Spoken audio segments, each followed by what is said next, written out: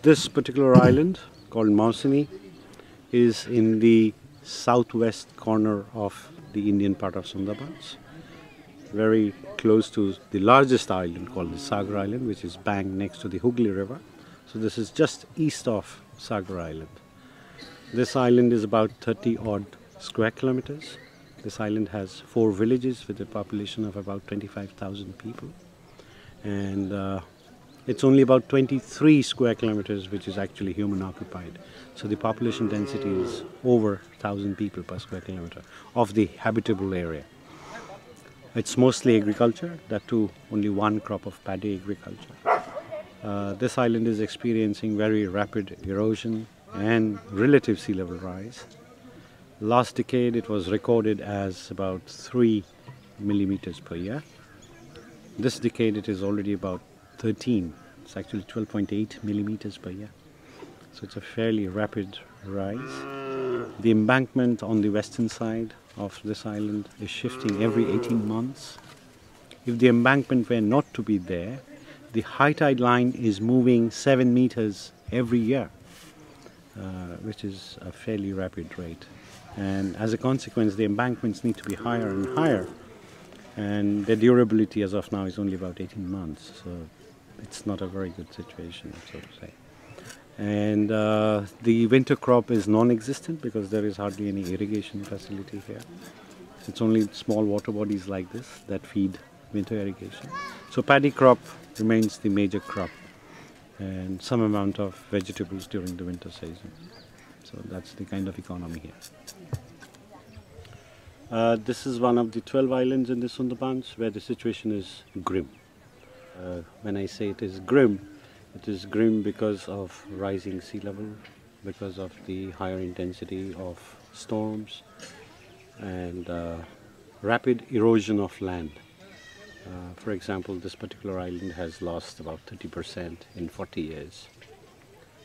As you have seen along the embankment shifts almost every 18 months, and the options for the people to make a living here are extremely limited because there is no energy source, there is no irrigation source. So all the agriculture that you see around is basically rain-fed agriculture with small water bodies like this which can feed some amount of winter agriculture.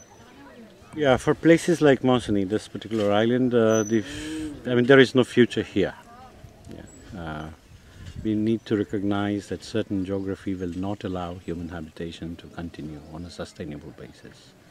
This is one such place. And give or take 10 years, by 2050, it will become extremely difficult to maintain human habitation here. The way we know, unless people start living on stilt roof, stilted houses, then it's a different matter. But they will still need to make a living. And therefore, over a period of time, people have to move out of this place. And obviously, then they have to lead life differently. They can't be agriculturists, they can't be fishermen people. And as of now, that migration is happening, but mostly seasonal and to an extent quasi-permanent. And when I say quasi-permanent, it's the men folk who move out and stay in their workplaces, unless there is an election or some kind of a family wedding or something. The men don't come back. And the economy is driven by the remittances that such people send. But these are unskilled people. So their living conditions where they go to work is poor. They are often exploited. So it's under a lot of distress. But if these people had the capacity or had the skill set to be gainfully employed elsewhere, then this distress situation would not exist. And two, then it becomes an option. It becomes an attractive force to pull people out of places like this, which as of now is not happening. WWF here is working on multiple fronts. At the very ground level, we are trying to work with the communities. WWF is reintroducing salt-tolerant paddy, species of fish that can withstand salinity shock. We are getting communities to be prepared for hazardous situations that result in large-scale disasters. So DRR is something that we work very closely with despite the fact that it's not our forte. So we've roped in other organizations who are more adept at it, and therefore we work together. And this is at the community level.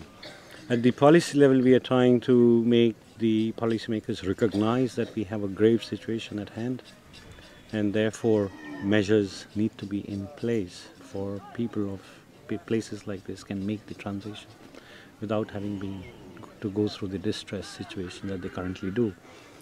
And therefore we create policy documents, we convene meetings, we also influence policy. We've been able to influence to a certain extent. The state of West Bengal has a climate action plan. We've been able to get a separate chapter for the Sundarbans.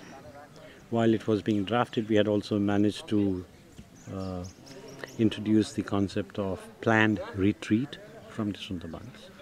So at the draft level it was there, but when it went for political vetting, it was taken out. So yes, so we're making very small movements, but I'm hopeful and at the same time at times despondent, quite despondent actually, that we are losing out. People here are losing out on time, and every time there are visitors here, I make it a point that they go back informed so that they can become spokespersons for these people and the region. I mean, every time we get into a climate COP, and there are a lot of expectations, but every time we see the incremental movement is so small, people don't realize that in the margins or in the frontiers, it's affecting lives and livelihoods. Families are turning destitute, women are turning prostitutes. This is avoidable. So we need to work at a pace where it yields results for the current generation. Easy to fish here because of the river, because of the water bodies, so that's pretty good. The bad part of it is the embankments breach very frequently because of storms, then everything gets flooded, the crop gets destroyed, and the freshwater fish also gets destroyed. The future is not good, he says, because the breach of embankment is frequent. People take to crime because they have nothing better to do. People are migrating. So the social situation is not as good as it used to be.